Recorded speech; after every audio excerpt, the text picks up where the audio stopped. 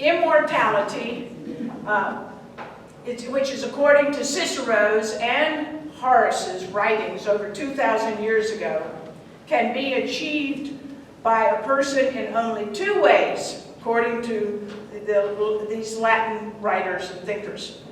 Number one, by having children and producing offspring. This is exciting. Or by writing books, or both. Now, I never forgot this Ciceronian or Horatian, I'm not sure, proposition, which I learned in my Latin classes here in the Asheville Public Schools. Had a fabulous Latin program. And it struck me, the line, and the teacher, Miss Riggins, many of you had her, a great Latin teacher, it struck me as a child when I was a teenager growing up in Western North Carolina. I was particularly interested in this. Not that I wasn't then planning to have children, I just was planning to write books. That was my idea. So it was very exciting, the idea that one could achieve immortality that way, as well as having children. And I was always writing and reporting and editing and publishing my own newspapers from the age of 8 on Montford Avenue, 8, 9, and 10 up in the Manor Grounds, and then on in Charlotte Street and at the junior high school and high school at Asheville Citizen Times when I was in high school. So I was always thinking, well, I'm going to be an editor. The truth was I didn't realize about this great uncle of mine who had actually been the editor of the Asheville Spectator at age 21 here in Asheville, the Asheville paper. And then he went on from that, I'll tell you a little about that, but he went on from that to be the editor of another paper called the Western Advocate. And so these papers were in existence before the Civil War, right here.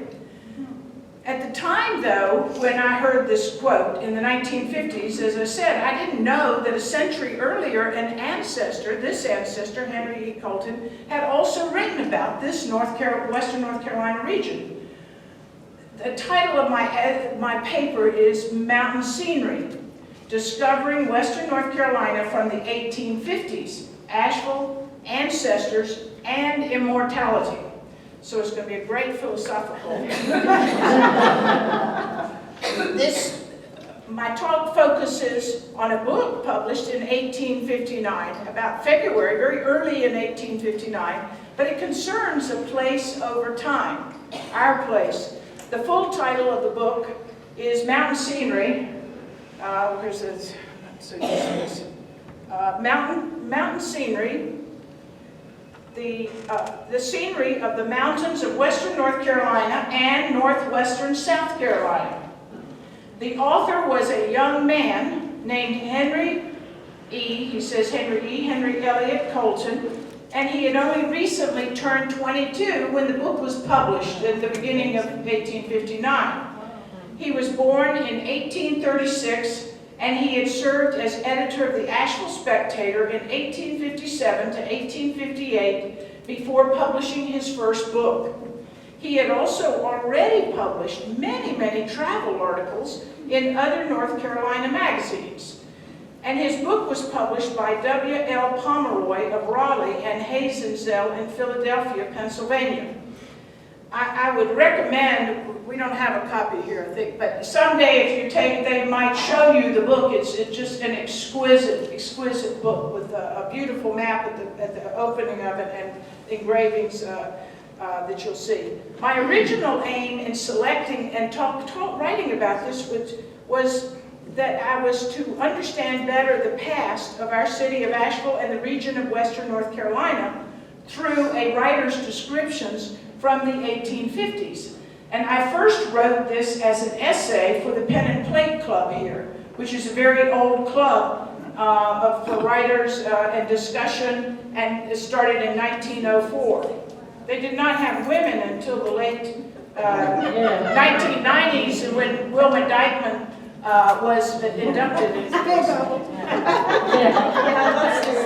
But the idea of the paper is to write about something that you don't usually write about.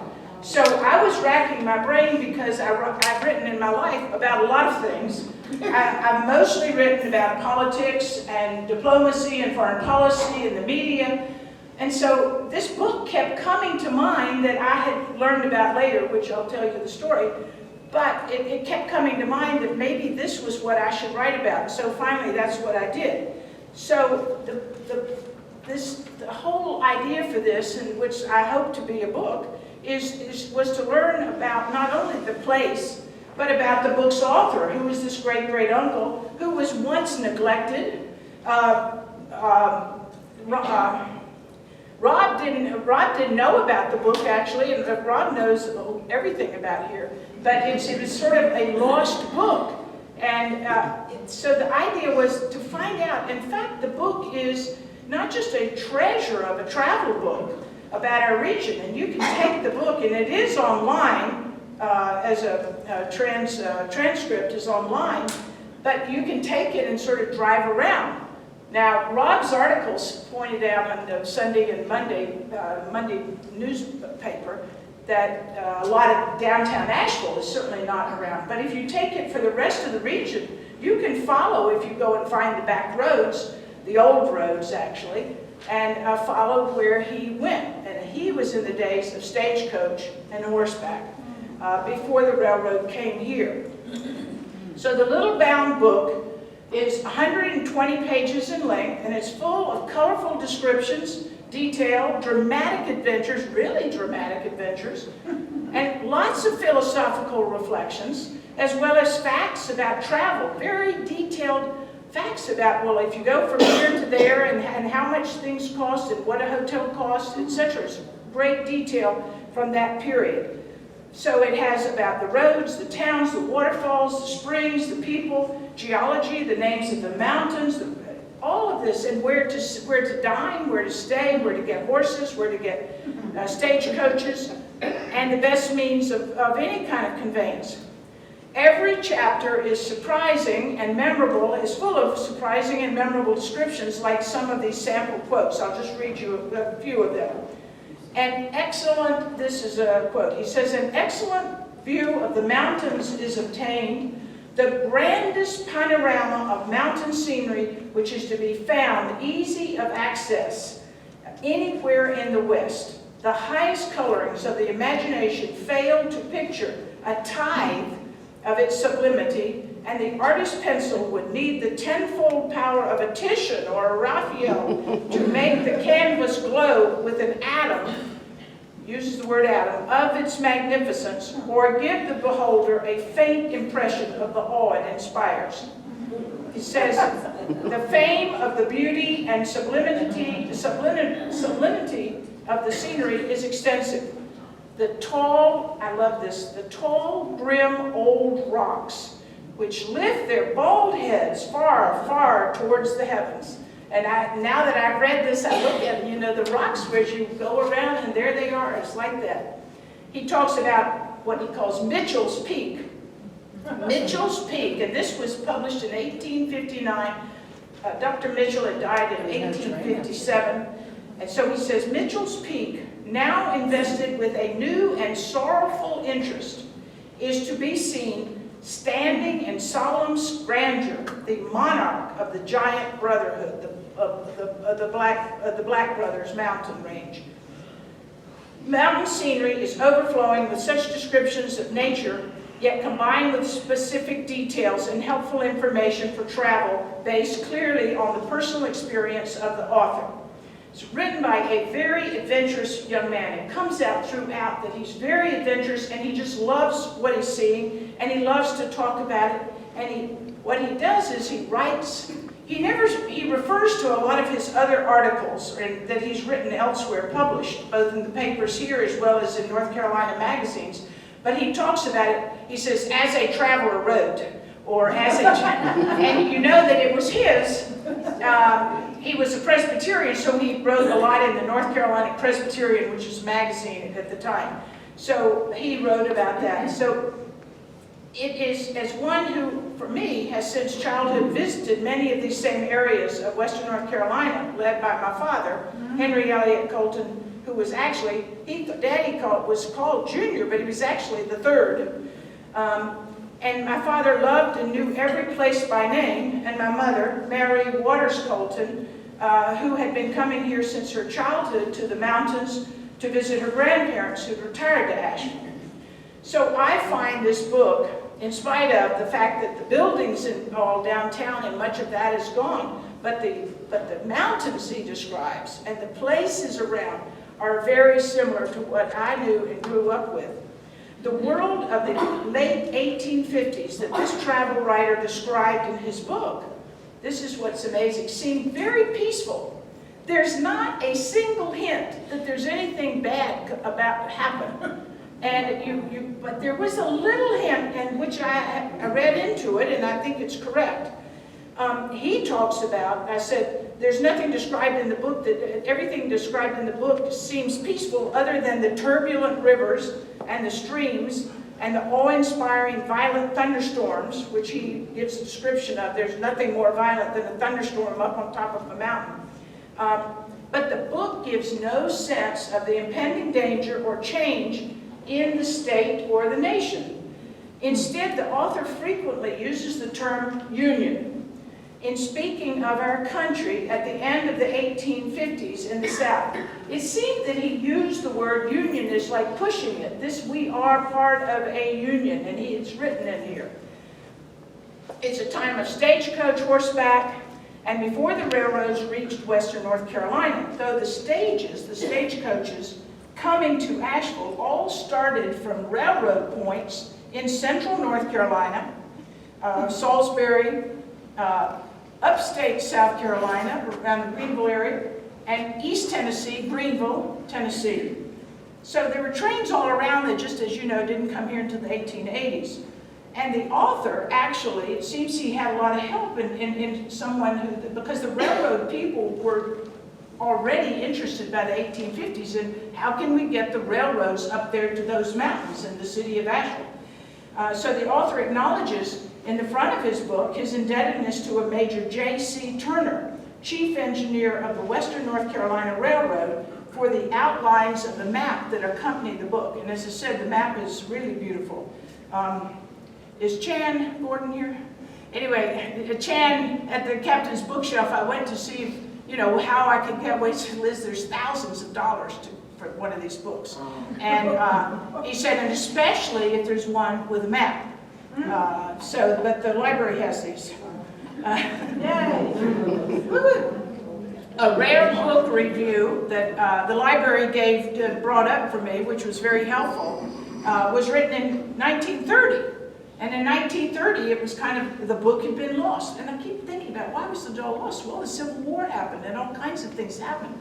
So in 1930, in the Asheville Citizen-Times, someone wrote there was like a big story. It's called, about a rare book being found, old book. And this was the discovery of a copy of Henry Colton's book. And quote, from the Asheville Citizen-Times, it said, a veritable gold mine of information on the old days in western North Carolina was unearthed in Asheville recently in the form of an old book, Mountain Scenery, written in 1859. And the headline for the story is, Author of Old Book Describes Olden Days in Western North Carolina Mountains. Volume located here furnishes picture of past. Rumbling stagecoach is almost audible in its pages. And it is. The stagecoaches, you really feel it. And I have a suspicion, I haven't done a lot of historical research on this, but some of the last description of stagecoach, and he describes stagecoach journeys and where you get it and what you do. And from Morganton to here, leave early in the morning, but have a nice breakfast and a nice lunch along the way, a day. So as I was coming from Hickory this morning, and I drove up and I thought of that, that journey, one day, coming up there. And this article, about the discovery, was written by a man named Glenn Naves, who is a descendant of one of the last stagecoach drivers of Western North Carolina. And just to give you the framework for such a last stagecoach driver, He had just died the year before, 1929 or early 1930, but the last of the known stagecoach drivers in Western North Carolina. Now, the author's main motivation behind the publication of Mountain Scenery, as stated in the preface, was, in his words, speaking always of himself in the third person and also first person plural, you know, we did such and such. He says that the work was prepared through a love for his native state, speaking of himself, and a desire to see her merits, North Carolina's, appreciated. He said, "We trust that many who will look over its pages may be induced to spend a few days or weeks or months in the mountains. They will there find invigoration for the diseased body and ample food for the mind, which has a love for the beautiful and the sublime."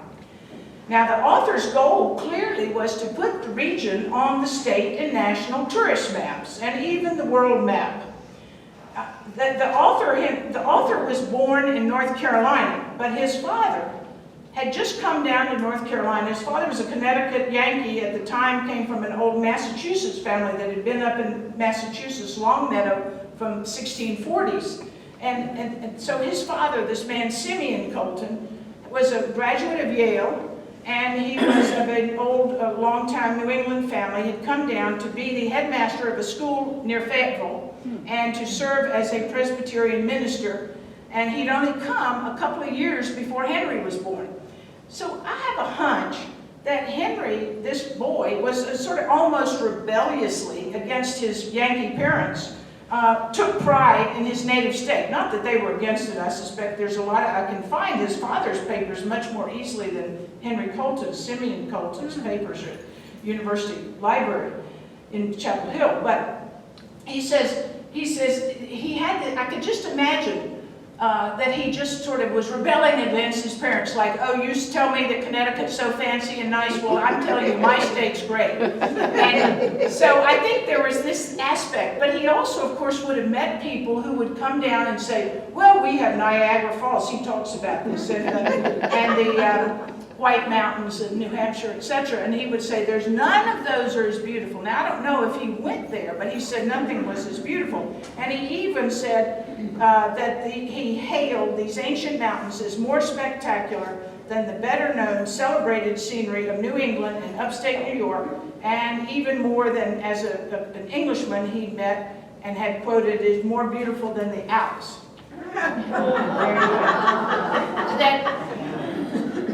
And it was quite funny, because some of you, Dan, some others here, Sally, there, he said, and it's really outrageous that South Carolinians recognize the beauty of our state's mountains, and the people of North Carolina are always trying to go up north. These would be the people in the Piedmont, Asheboro, and Chapel Hill area, etc., Fayetteville. And he said they always want to go up north, but the people of South Carolina realize how fabulous it is.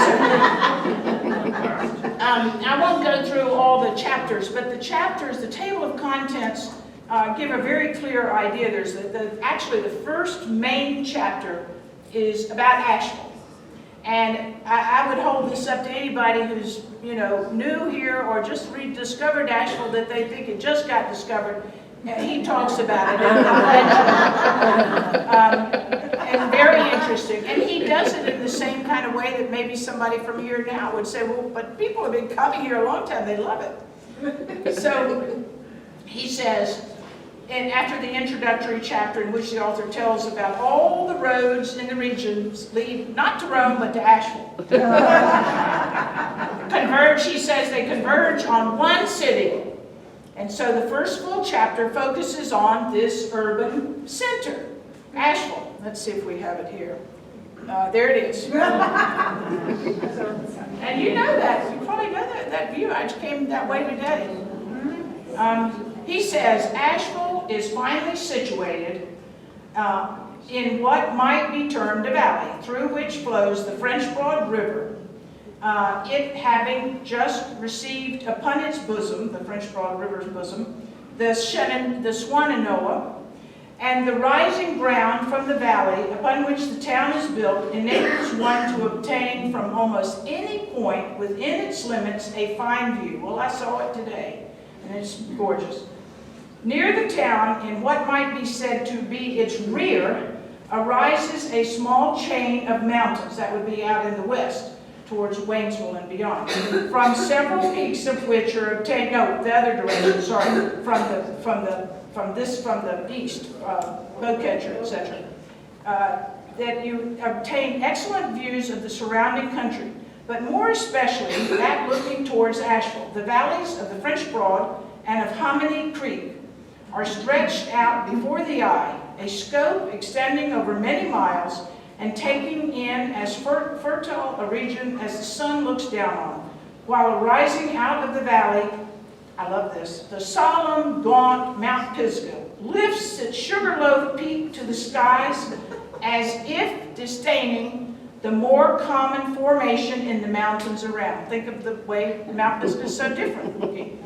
He said, far in the distance, through the low gap of Hominy Creek, may be seen the black summits of the Balsam Mountain in Haywood County, a distance of about 45 miles. To the northwest, the eye tires as it sweeps over the seemingly interminable ranges which rise above and beyond each other.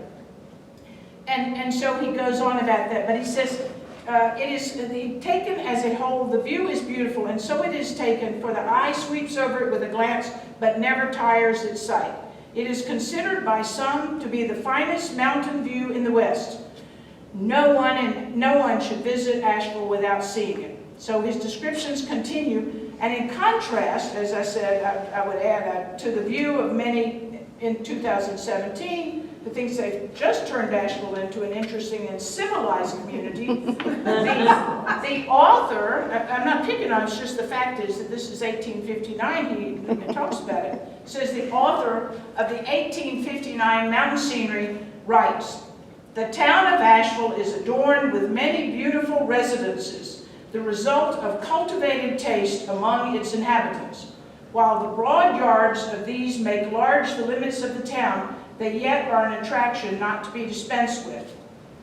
Likewise, the uniquely inclusive and welcoming spirit of Ashevilleans, which we read about and we feel and know, noted often in our times, is not new. He says, as this 19th century author writes, the people of Asheville are everywhere noted for their hospitality.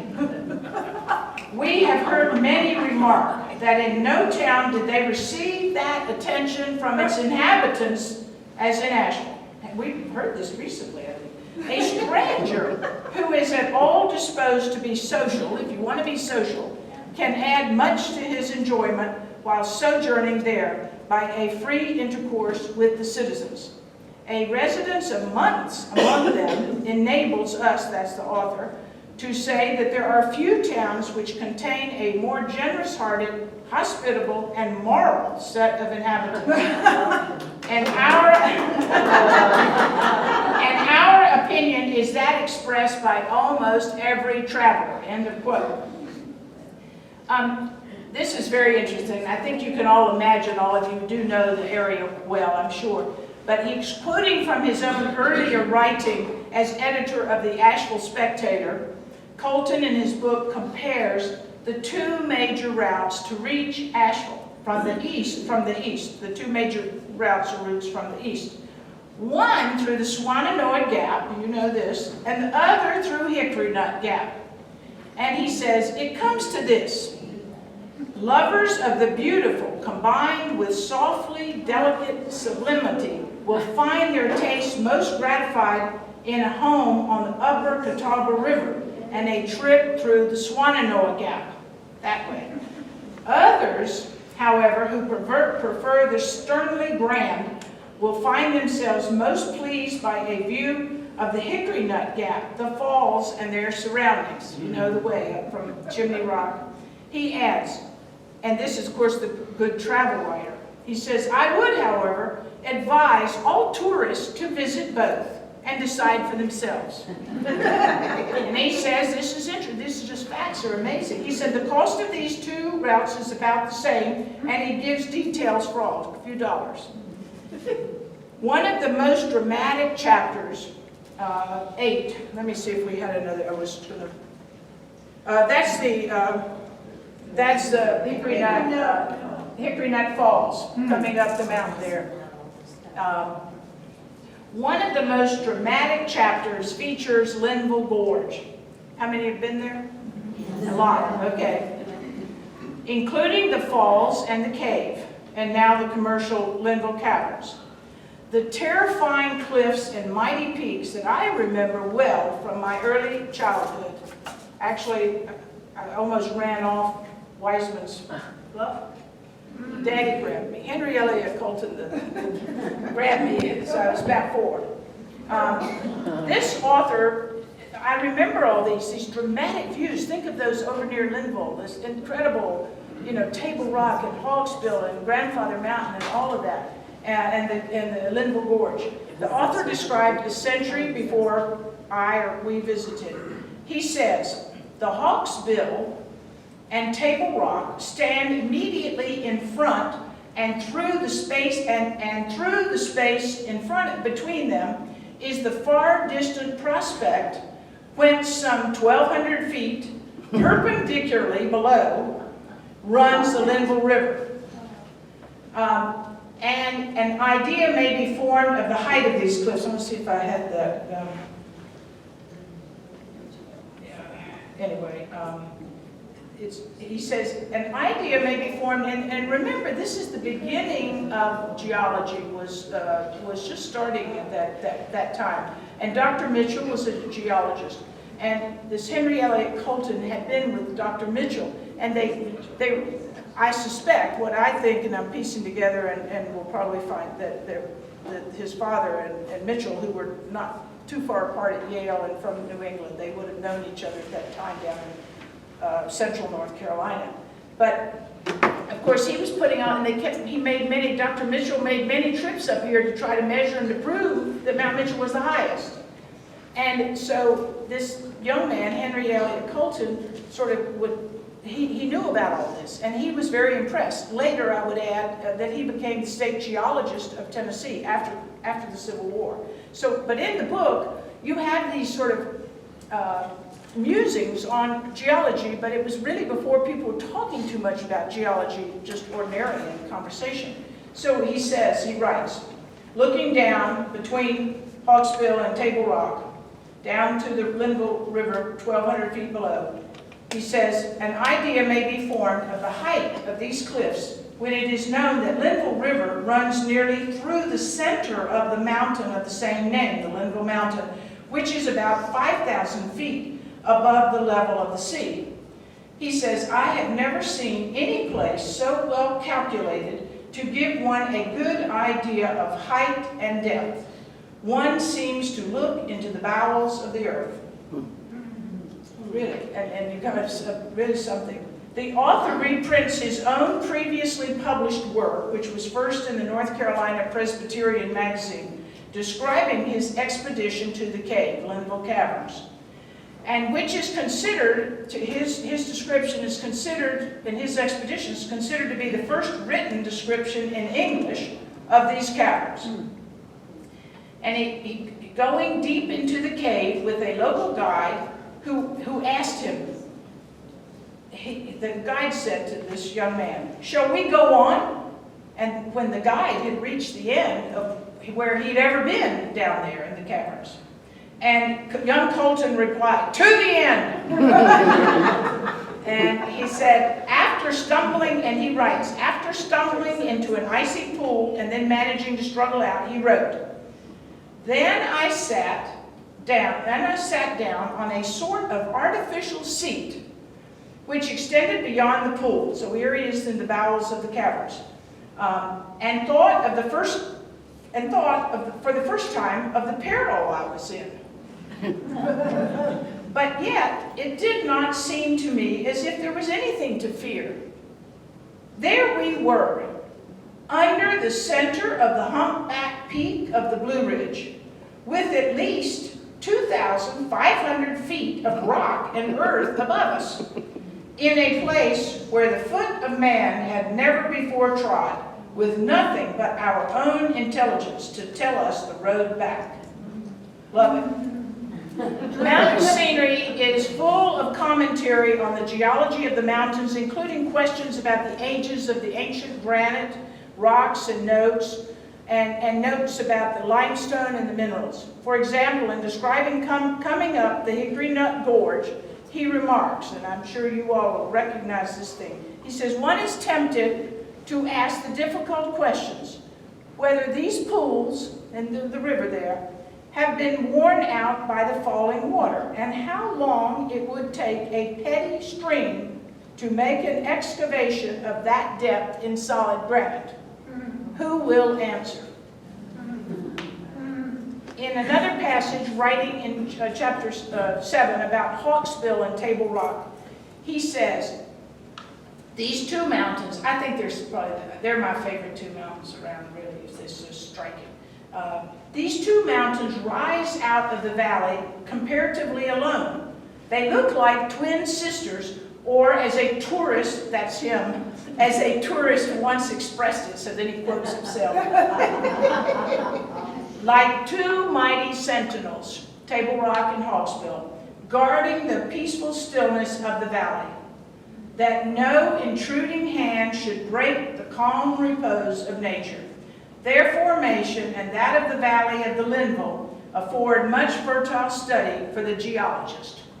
What great convulsion once rent them in twain, and caused the awful chasm in which the Linville pursues its tortuous course.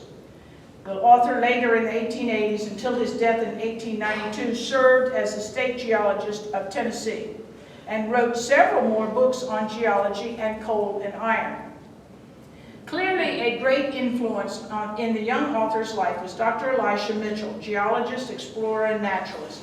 The author's admiration for Professor Mitchell runs throughout the book, and a close mentorial connection is implied. In his description of visiting the peak, Mount Mitchell, after the death of Mitchell in the summer of 1857, Colton cited his own journal entry. He cited it anonymously, and here's the quote from the journal. Interestingly, he went up there, he talks, it later describes, he went in a party, the people to pay respects, and he said, and there were women with them, and they went up, and from here to up there.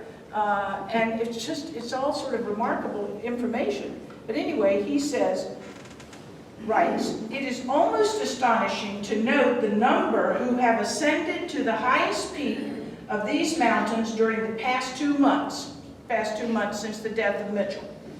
As you know, Mitchell fell over, stumbled and fell down into the waterfall.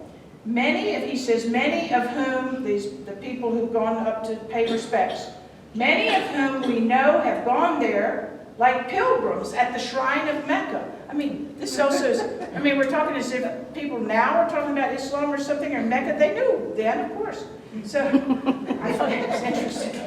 So, he says, like pilgrims at the shrine of Mecca, to look upon the last resting place of one who was by them respected as a teacher, beloved as a friend, and honored as a man of science. Few of his pupils but loved him, and none such can visit his grave and the scene of his last labors upon earth without a feeling of reverence and shedding a tear when thinking of his sudden and lonely death. I've already mentioned about that. I think that probably his father and Mitchell, who were around the same age within 5 or 10 years or so, and similar backgrounds, would have known each other, were friends. And I think it was because of that was how young Colton, who would have been in his late teens, not much more than 17, 18 when he first came, would have come on some expedition with Mitchell. And also in my piecing together the speculations, when Colton returned to Western North Carolina at that time, when I connect the timing of his being here 2 months after the death to go up there, was the time that he then got the job here in Asheville as the editor of the newspaper at age 19 or 20 in the summer of 1857. He is very sad. I will say that there's he has chapters on the western counties, Haywood, Jackson, Macon, Cherokee, the Nantahala. all of Western North Carolina. He has a chapter on the productions of the West, agricultural and mineral, wildflowers, tree growth, wild animals. We went up to Roan Mountain one time, and the descriptions around all of the Roan Mountain you find right there in the book. There's great detail about the environs and much praise for the region, including the Cherokee culture. Yet I must note here my one great disappointment in this ancestor, and it was sad to find that the only pejorative comments he made in the book were directed against individuals, Native Americans, Cherokees of the region, instead of hailing them. But he praises the culture, but he makes some pejorative remarks. I will add that from the newspapers here, he resigned he had a rift with, and I've been a newspaper editor and I know about these things. He disagreed with the owner, the publisher, which I disagreed with the owner, publisher, and resigned from papers I was editing in Virginia. What the argument, I believe, was, and I'm going to work on this, but I've seen some of the microfilm of the last papers he edited. The dispute was whether to run ads for selling slaves, and he did not agree with that, so he quit. And then, as he went out of this Asheville, then they slammed these ads on the front page in late 1858. Just before he went and then published the book, and he then came back and after publishing the book, he then came and edited this other newspaper called the Western Advocate. The book is also, the back of the book is fabulous. Just has the ads for hotels, fascinating, and some of you will recognize the Eagle Hotel. Rob did a fabulous research about this, but the Walton House in Morganton, Buck Hotel in Asheville, and the Mountain Express has a picture of the old Buck Hotel in the paper that came out today. Livery and sales stables in Asheville, proprietor Sullivan and Patton, with its office at Gudger's Buck Hotel. The Black Mountains, the Mountain House up at near Mount Mitchell, where the expeditions would go from. Proprietor was T.T. Patton from here, and the French Broad Line, or 4-horse stages. In another ad, Warm Springs, now Hot Springs, is billed as this delightful watering place, and situated in Madison County, it affords a climate and scenery unsurpassed in any country, with rare opportunities afforded for hunting, fishing, driving, and mountain excursions, and an experienced physician is resident in the springs, and a splendid band of music is engaged for the season. This is before the Civil War. 2 ads at the end of the book include lithograph views for framing of the town of Asheville, and these magnificent lithographs that he has. There are only a few known original copies of mountain scenery that are in libraries and available. A few people own them, available in antiquarian bookstores. For this paper, I relied on the complete facsimile, which you can find, electronic edition, which is available online as part of the UNC Chapel Hill digitization project. And last summer, I found the original copy here in the North Carolina room. And it really is a treasure. I recommend that you try to look at it. Now, to conclude, I'd say whether my grandfather ever met his father's brother, who was the namesake. My grandfather was named for his uncle. But there was this man, the author, Henry E. Colton of 1859, his brother was my great-grandfather. So but their parents had died very young. So somebody like my grandfather was sent off to school with cousins up in Connecticut, and went to school in Connecticut and then in New York. So I think my grandfather, who was born in 1879, and this man died in 1892, my grandfather was orphaned, young and raised and educated. And I don't think that my father just wasn't told, because that man wouldn't have known very much. So it's kind of this goes back to the idea of immortality. The book shows up, and in fact,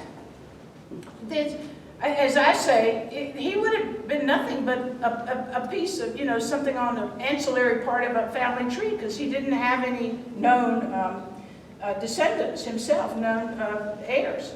So it was a long time after my father had come here and had traveled all over the area. Daddy, many of you knew Daddy, he loved every mountain. He knew the names of them. He loved everything.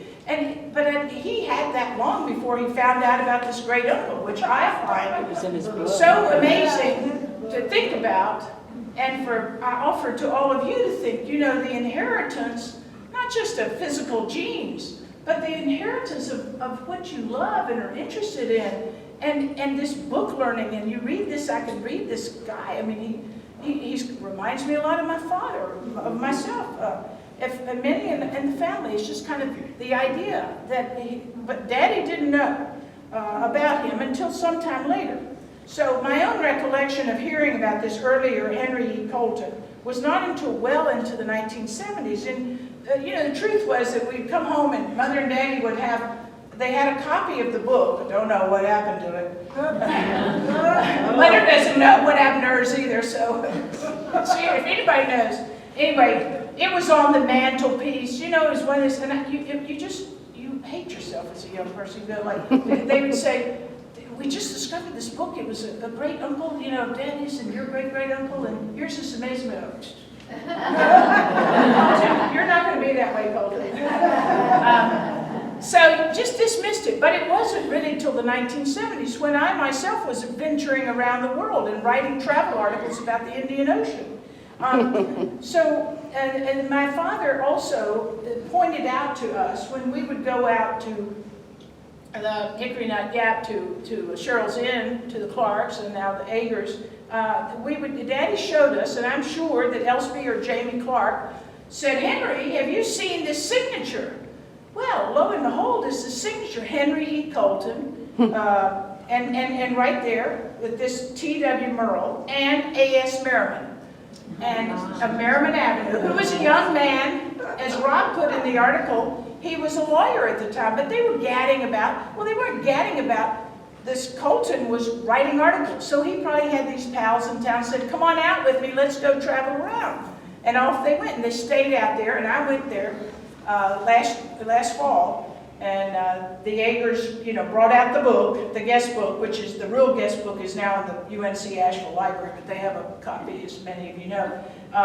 Fabulous guest book. And there they signed it on a page for 1858, dated May 27th, 3 signatures of a group. It was like, marked, bracketed in a group. And so that they were in their 20s, and they would have been traveling for the articles. Most of what I've been able to glean, mostly to infer and imagine about this great-great-uncle writer adventurer has come from reading his book combined with a short biography. The few biographical details I found were put together more than 100 years later in the 1970s in a collaborative research effort by his great-nephew, my father, working with his friend, many of you know, Asheville publisher, the late George Stevens, father and grandfather of Hugh Stevens and Eleanor Stevens Johnson, and grandfather of Elizabeth Johnson Kostova. And so Colton, my father, and Stevens, George, their short biography of this 19th century author, naturalist and geologist, was published in 1979 and is also now in the first volume of the Dictionary of North Carolina Biography, and it's also online at the NCpedia. I recommend that if you've never looked through this many volumes, I've forgotten, Mother has a whole set. It's fascinating, and they put together an amazing work. So my project, after going through many rereadings of this book, has evolved into a broader effort to unravel mysteries, not only about our place in mountains, but also about an author, writing, adventures, travels, publishing, ancestors, friends, and links. For me, it has become a continuation of philosophical and anthropological reflection on the way people live, people's proclivities, inclinations, their ancestors, friends, the connections, transmitted imprints, diachronicity, over time, synchronicity, And I wonder whether some interests, personal tastes, and pleasures, like the love of these mountains and learning their names and our own tendencies for living the way we live, and whether these are also transmitted genetically. Now, 180 plus years since the birth of this first Henry Elliott Colton, another traveler, adventurer, and writer, I, his great-great-niece or grand-grand-niece, I'm rereading and representing his book to others. And it's my belief that I and some others descended from his parents and brother have inherited many of his interests, just as I think is the case for other people with their ancestors. Without this book, however, without the book existing, which is inspiration to myself to write my books, without his book, however, this great-great-uncle, without direct descendants, would have been only a name, ancillary, and inherently lost on a genealogical tree. Instead, though I never heard stories of this ancestor passed down as one would for a grandparent. His grandparents did such and such. You know about that. He is, for me, in 2017, a very live person, a living character, and I'm constantly now imagining this ancestor in all his travels and in known places that he described. His enthusiasm and joy in telling his readers about this place, these, our mountains, exude from his writing. And it's through his book that he achieved a kind of immortality. This little travel book, Mountain Scenery, with its descriptions of the mountains of western North Carolina and the name of its author, Henry Elliott Colton I, live on into this century, tonight and tomorrow. And the Ciceronian or Horatian prediction on one way for humans to achieve some immortality by writing books and other creative work holds for now. Yet, it's our ancient mountains, described so lovingly and reverently by this author, that can claim far more immortality than all human reputations preserved through children or books. Thank you.